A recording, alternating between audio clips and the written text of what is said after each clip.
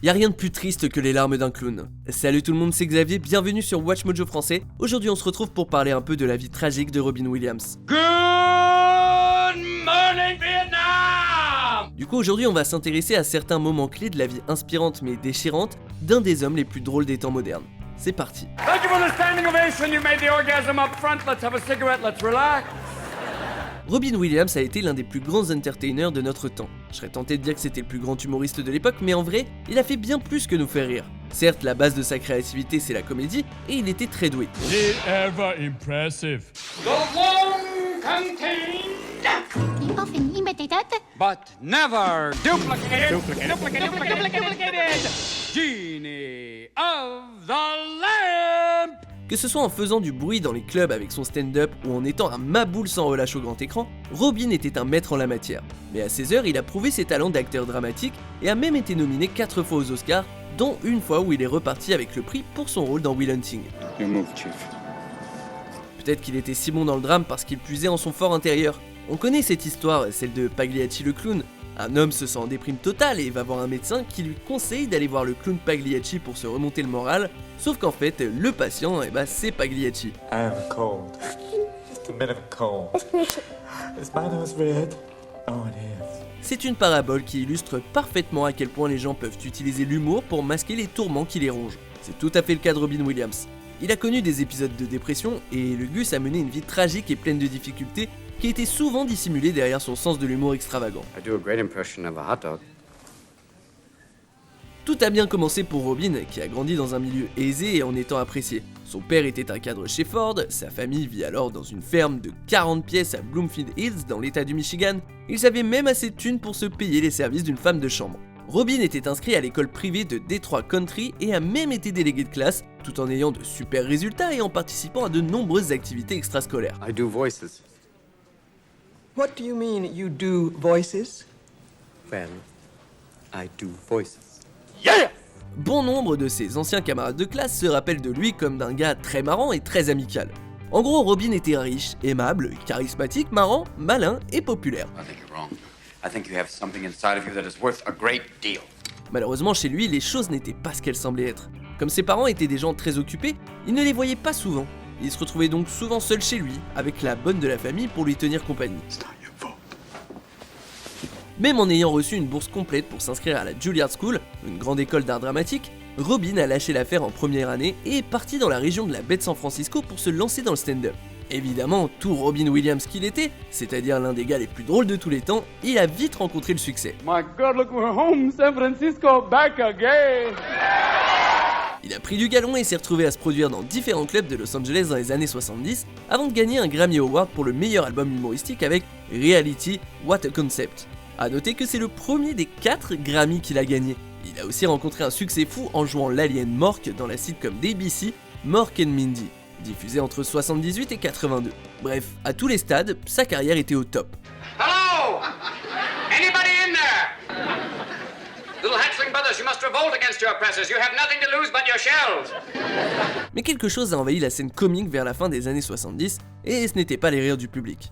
Non, c'était la drogue. Très vite, Williams est tombé accro à la cocaïne et à l'alcool. L'un de ses amis, Bob Davis, se souvient du choc de voir Robin autant enraciné dans le mode de vie lié à cette addiction. There was once a documentary. They asked a Peruvian Indian chief. They said, "Chief, what's cocaine?"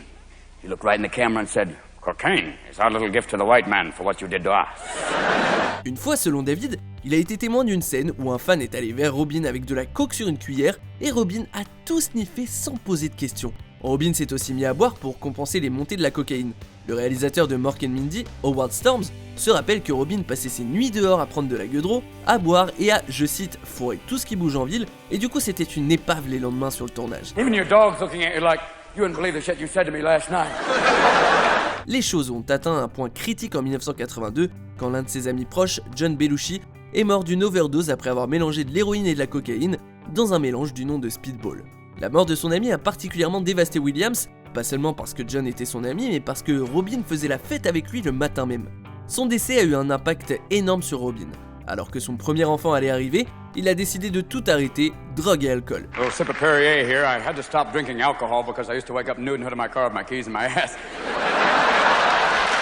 Not a good thing.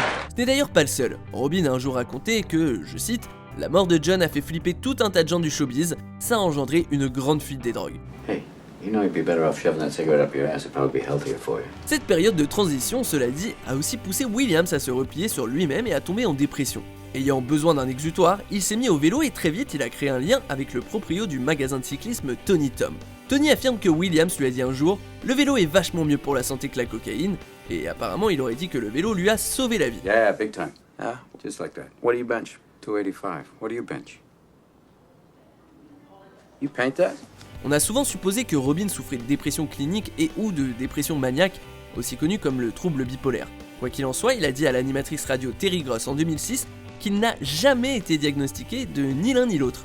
Ce qu'on peut dire avec certitude, cela dit, c'est que Robin a longtemps lutté avec l'addiction. Another drug they don't tell you is a drug. It's a class 4 narcotic, alcohol. Après 20 ans de sobriété, Robin a replongé en 2003 et est retombé dans l'alcool. À l'époque, il tournait un film en Alaska, The Big White, et il se sentait, je cite, seul et effrayé. And alcohol is especially dangerous for people like myself, alcoholics. Or you can say ethanol challenge, whatever you want to call it. Pour dissiper ses peurs, il s'est remis à boire. Il a dit à Parade que ça a commencé avec juste une gorgée, mais ça a vite escaladé. En une semaine, j'ai acheté tellement de bouteilles qu'on aurait dit un carillon dans le vent quand je marchais dans la rue.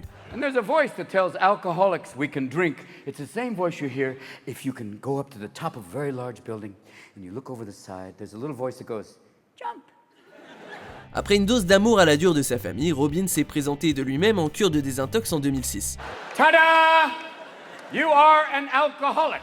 Mais ça n'a pas suffi. Plus tard, il est retombé dans la bibine et encore une fois, il a suivi une cure en 2014, s'inscrivant à la Hazelden Foundation Addiction Treatment dans le Minnesota. Il est probable que Robin Williams se soit tourné à nouveau vers l'alcool dans la fin de sa vie parce qu'il souffrait de dépression et que cette dépression ait eu un rapport avec son corps qu'il abandonnait.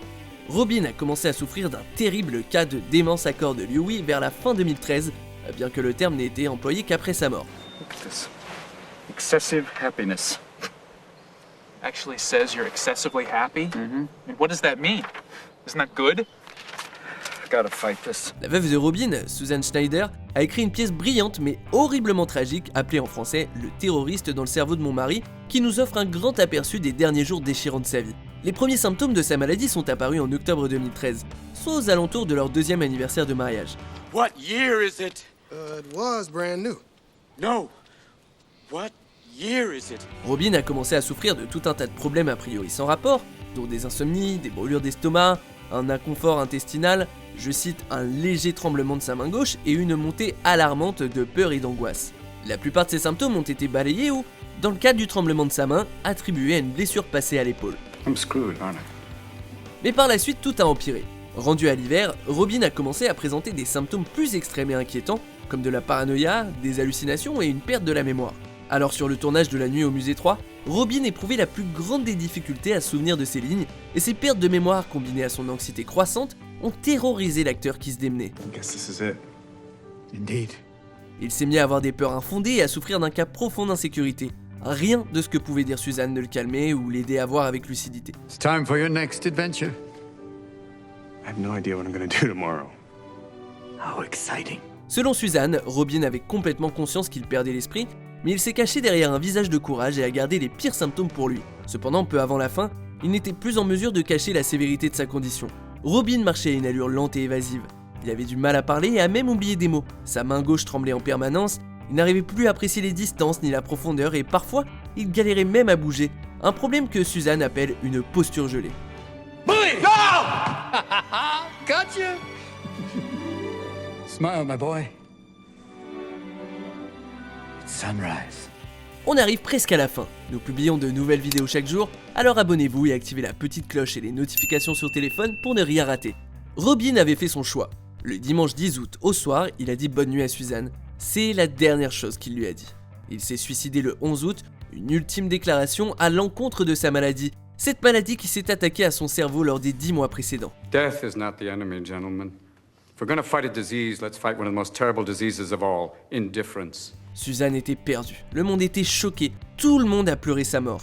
On a perdu ce jour-là l'un des hommes les plus talentueux et les plus appréciés du show business, et par surprise en plus. Robin était doué pour cacher ses problèmes et garder tous ses soucis pour lui, et il n'était tout simplement pas prêt à partager son combat avec le monde. You treat a disease, you win, you lose. You treat a person, I guarantee you'll win, no matter what the outcome. Robin vit aujourd'hui toujours à travers sa veuve et ses 3 enfants, Zach, Zelda et Cody. Cody s'est d'ailleurs marié le 21 juillet 2019, ça aurait été le 68e anniversaire de Robin. God bless you! Have a good night! J'ai rarement été aussi choqué et attristé par le décès d'une célébrité, mais ne parlons pas de ça. Dites-moi plutôt en commentaire quel moment de sa carrière ou quel film de Robin Williams vous préférez. Perso, ça se joue entre Will Hunting et Madame Doubtfire. Dites-moi pour vous et checkez cette autre super vidéo de Watch Mojo français.